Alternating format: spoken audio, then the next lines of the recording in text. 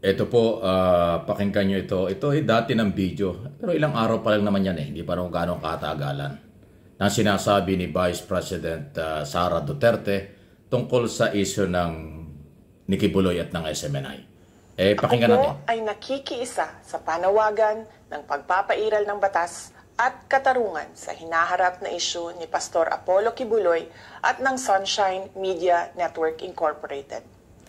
Sa mga ginagawang pagdinig ay tila pinatawan na ng guilty verdict si Pastor Kibuloy kahit na nakabatay lamang ang pagdinig na ito sa mga paratang ng mga testigo na nagkukubli ng kanilang katauhan at hindi mapatunayan ang kredibilidad.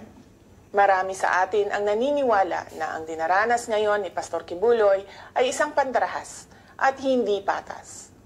Bukod sa hearing na walang pinatutunguhan, ay kabilang rin dito ang indefinite suspension ng broadcasting network na SMNI na isang issue ng media freedom. Hindi biro ang mga pangyayari at paratang na ganito. Nararapat lamang na mabigyan ng patas na laban at sa tamang korte. Ika nga sa Mateo chapter 5 verses 11 to 12. Pinagpala ang mga nilalait at inuusig ng mga tao at pinaparatangan ng lahat ng uri ng kasamaan na pawang kasinungalingan ng dahil sa akin. Magsaya kayo at maggalak sapagkat malaki ang inyong gantimpala sa langit. Alalahanin ninyong inuusig din ang mga propetang nauna sa inyo. Sana po ay maging gabay natin ang mga bersikulong ito patungo sa kaginhawaan at mabigyan tayo ng tibay ng loob sa pagharap sa mga pagsubok, pagtitiis, at pag-uusig ngayon. Lagi po tayong manalangin para sa hustisya at katotohanan. Yun o. Tindi ha. Si Vice President Sara Duterte po ay abogada, okay? Abogado at sekretary ng Department of Education. Vice President. So tatlong napakahalagang importante sa isang tao. Pangalawang Pangulo ng Bansa, Sekretary ng isang departamento na napakahalaga para mabigyan ng magandang kinabukasan ng kabataan, makapag-aral ng mabuti, at isang abogado. Tapos ang narinig po ninyo at narinig natin ay yung wala daw hong tama o hindi daw tama ang ginawa kay Kibuloy at SMNI. Ibig sabihin, hindi daw pantay yung batas. Parang ang kanyang gustong palabasin mali yung ginawa ng Kongreso na mag-imbestiga dahil sa fake news at mag-imbestiga dahil paglabag sa franchise law ng SMNI. Gusto rin niyang palabasin, mali yung investigasyon ng Senado, Committee on Women, Children and Family Relation, kahit na mayroong buhay na complainant, na lumantad, kino-question pa yung nagtatago, abay natural, biktima ng sexual harassment Ba't mo naman nilalabas ang muka? Ay di habang buhay na lang ma-identify yan. At yan ikukutsain at kakantsawan. Ibubuli yan pag nakilala siya, na siya pala yung di umano'y biktima. Ganun po ang kasamaang dating ng epekto sa mga biktima, kaya nagtatakip. Hindi naman nagtatakip ng mukha yung mga yan dahil nagsisinungaling. Sa akin pong personal na karanasan sa media, lahat ng biktima ng sexual harassment lalo na kung kabataan, talagang dapat hindi isinasa publiko ang mukha. Dahil kawawa naman sila. Masyado silang makikilala ng taong bayan, biktima ng karahasan. Totoo man o hindi, pero biktima na yan. Tapos gusto nyo ilantad ang mukha? Diba? Anong proteksyon ng mga yan? Hindi lang ho dun sa kaso kung hindi yung kanilang sarili.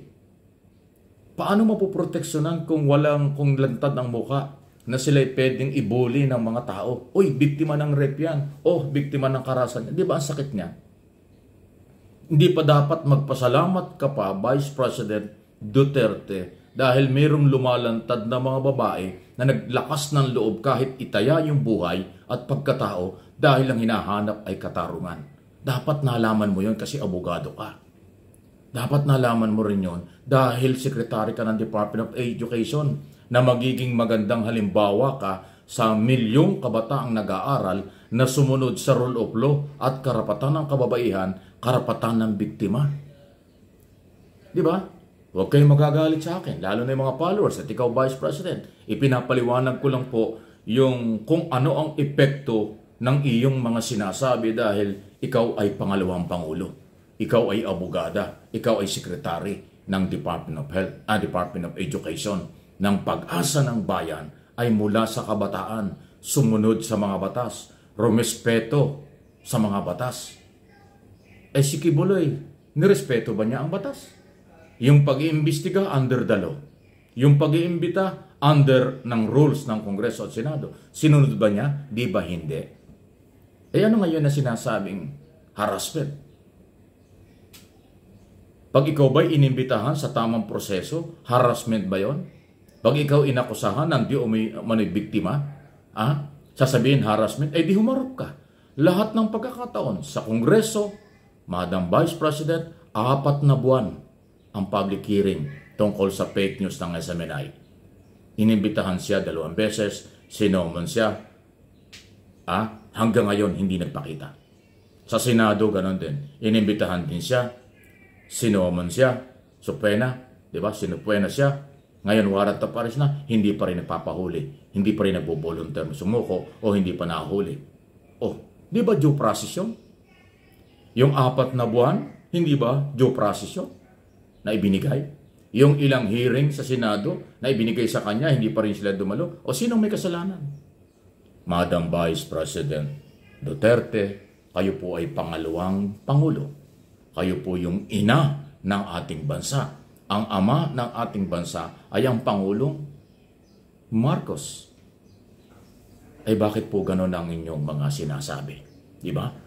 Naulit ko, huwag po kayo magalit. Yan po inyong sariling opinion at paniniwala. Ang aking naman sinasabi ay sarili kong interpretation at sarili kong opinion din.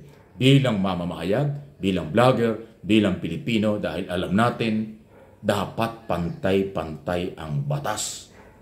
Walang mayaman, walang mahirap. Dapat lahat ay mayroong hustisya. Lahat ng pagkakataon ibinigay kay Kibuloy. Lahat ng pagkakataon ibinigay sa SMNI. Paano naman yung complainant? Biktima ng mga fake news.